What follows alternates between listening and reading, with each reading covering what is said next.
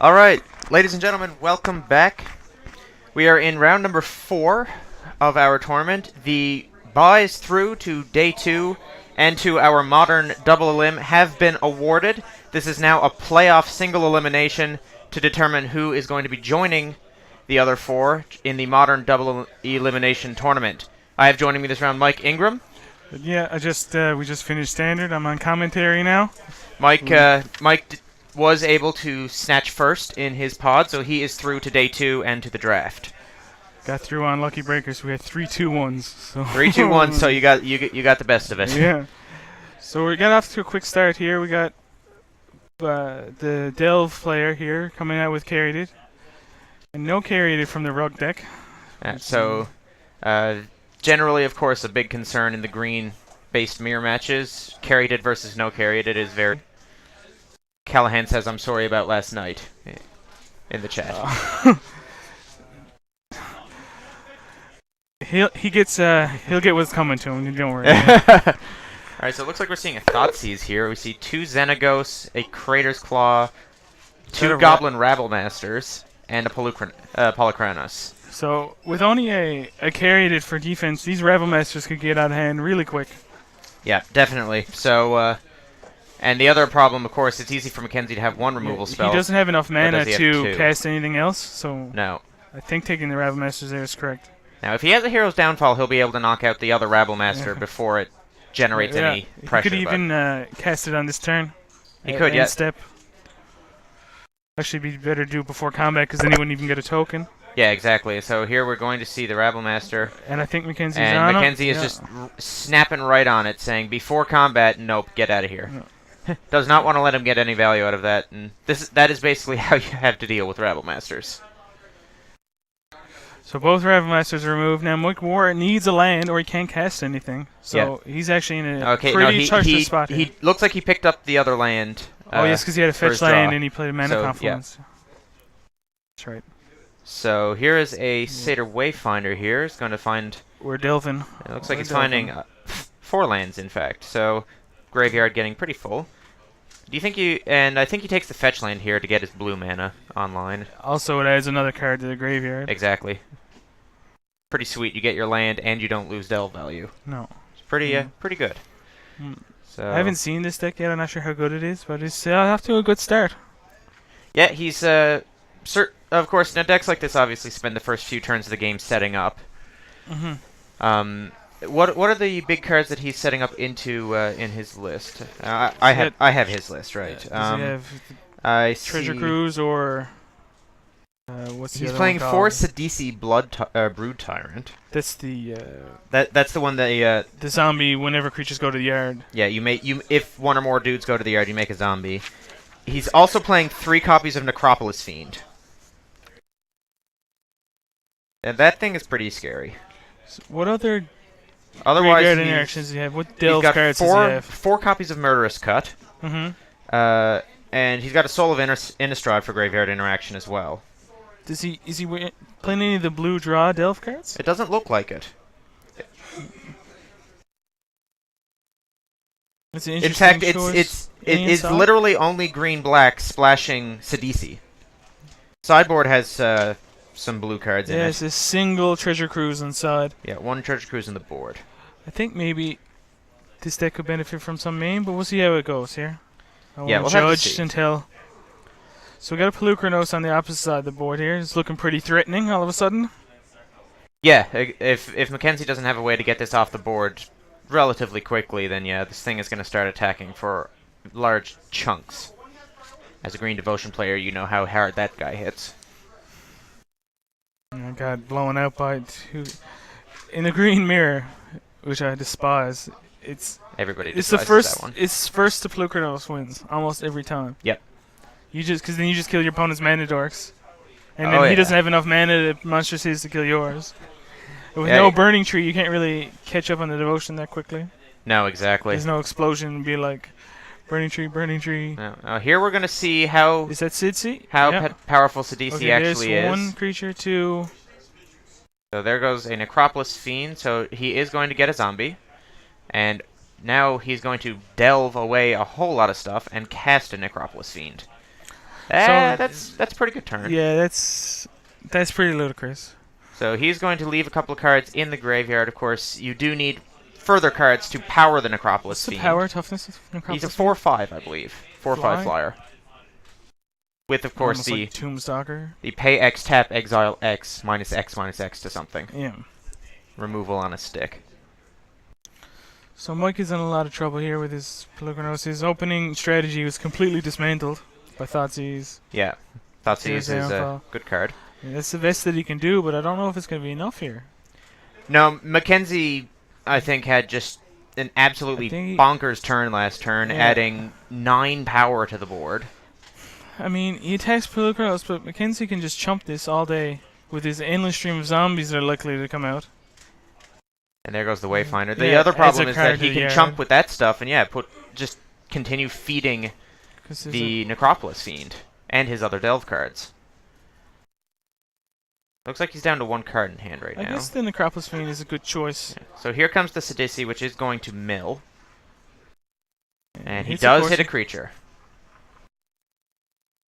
And I believe this Necropolis Fiend is now powered enough to eliminate the Polychronos.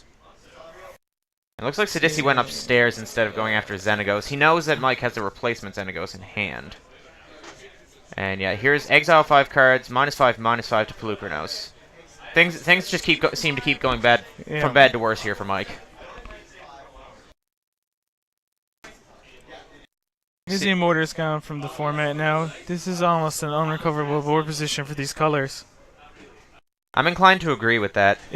I mean, he's just falling so far behind here now. Like, I mean, the Crater's Claw could kill Sidisi. He has a Stormbreath Dragon in hand. It looks like he's going to use the Crater's Claw to go after the Necropolis Fiend because of a plus Xenagos. I think you should kill the Sidisi. The Necropolis Fiend represents the biggest creature on the board. The Sidisi represents a lot of long-term benefits. Yeah. There's a lot of incremental value being gained from Sidisi right now.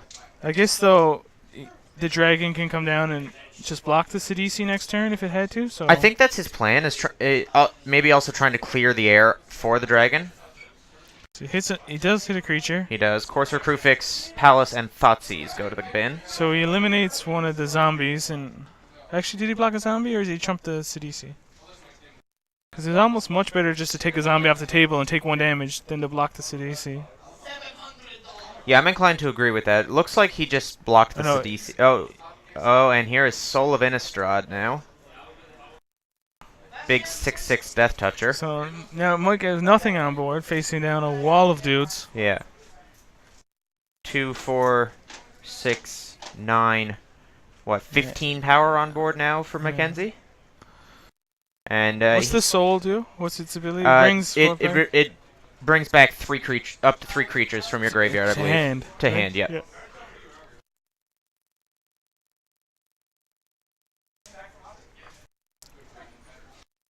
So it looks like he's got a Savage Knuckleblade in hand. It's a bit late for that guy. Yeah, he's not doing as much. He fell behind so fast in this game because of the...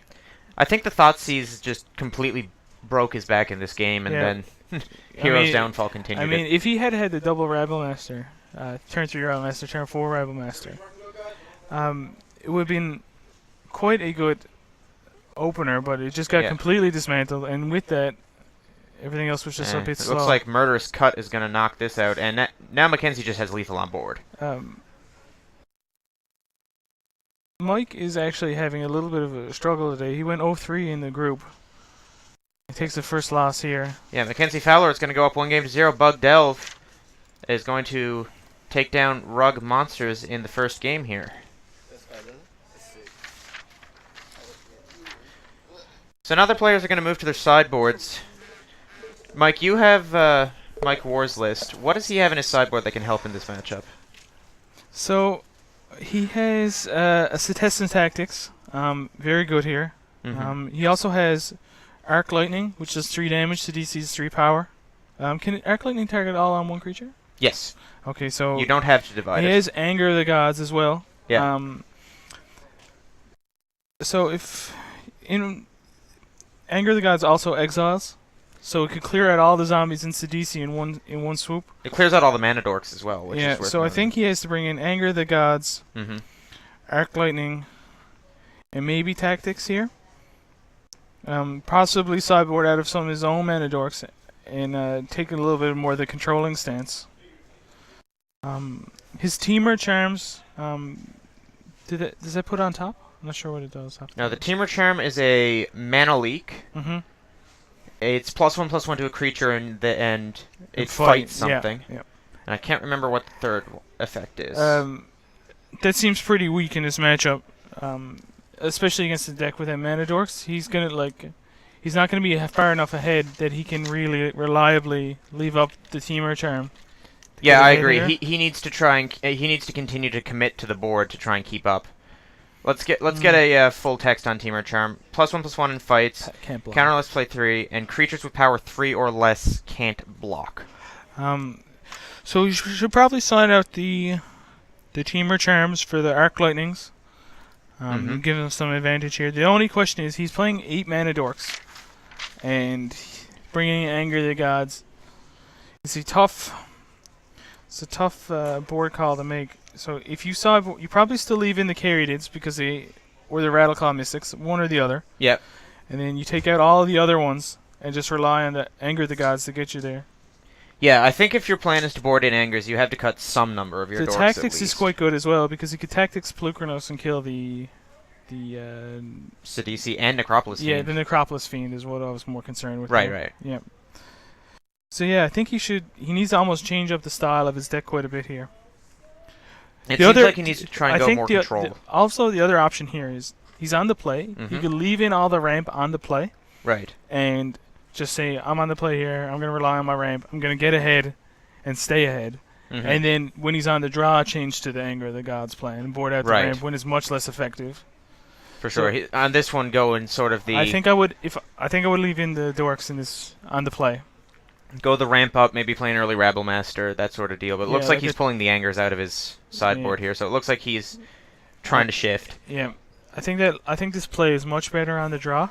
To bring in all the Angers, and so in this case, what I would do is on the play, I would just bring in the Setestan Tactics for the Teamer Charms and try and get the Arc Lightnings in for something else here. He has the Crater Claws seem okay. A little bit weaker. He doesn't have a huge amount of ways to produce up his mana. I think if he can stick a Segu Mauler in this matchup, that'd be extremely potent against this bug shell. Yeah, because he has no really way to deal with it. He doesn't have a creature large enough of his own besides the soul. Yeah. To block it. Yeah, nothing else would get in its way no efficiently. death touch creatures, correct? Not besides the soul. No. So yeah, that'd be very tough for him, especially if he manages to get the Xenagos God out. Yeah, absolutely. Then he just take a quick look at Mackenzie's sideboard, see what he has access to. 3 Disdainful Stroke, pretty strong in this matchup. He's got 2 Negates, a Rakshasa Death Dealer, a Bile Blight, 2 Sultai Charm, which are really good, I think. 2 Reclamation Sage, 2 Whip of Erebos, a Treasure Cruise, and an Empty the Pits. Lots of good choices. Do we have Mulligan here, or they still have? They're both. I believe both players are taking a Mulligan down to 6 here. Yeah, Mike Warr is in an interesting situation. I think he boarded out a lot of his mana creatures for the burn. I believe so. On the Mulligan, though, he probably wants all those dorks back. Yeah. And like you said, on the play, much more effective. Yeah. Like absolutely on the draw, cut the dorks. You're going to be behind on the mana dork game. Hope to get an early Anger of the God, get way ahead. Yeah, exactly.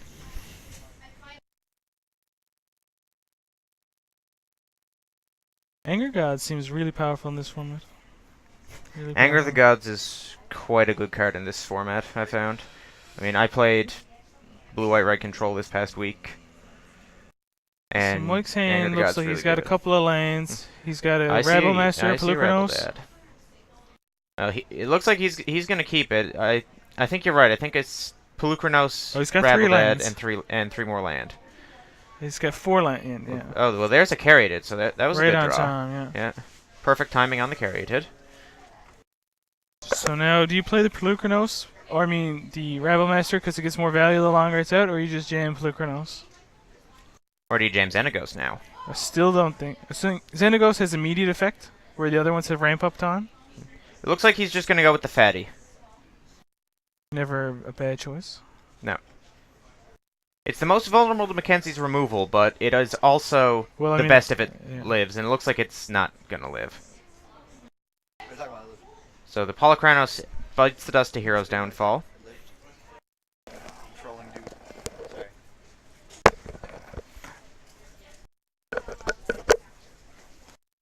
So 5 mana in play now, so I think it's probably correct now to go with Xenagos. It looks like that's what he's going to do if he's fetching right now. Yeah. Then I would assume that Xenagos is going to be his play. And I kind of agree because it uses his mana in the most efficient way he can use it right now. And as you said, the immediate impact is a little bit bigger. Yeah. Oh, looks like I was mistaken. It looks like he is just going to go to the Rabblemaster. I think his ideal is that Mackenzie is tapped out now, so he's guaranteed value. And obviously, I think both lines are so close, really, that it's true. The Rabblemaster, I think, is going to have has more impact if it's on the board very longer. Bad here. Yeah, Sidisi going to come into play. Unless he whiffs. And he does whiff. No creatures. This is quite bad. So now Rabblemaster can actually attack freely. Murderous Cut? Yeah, this is going to be a Murderous Cut on the Goblin Rabblemaster. Yep. Alright, so scratch that.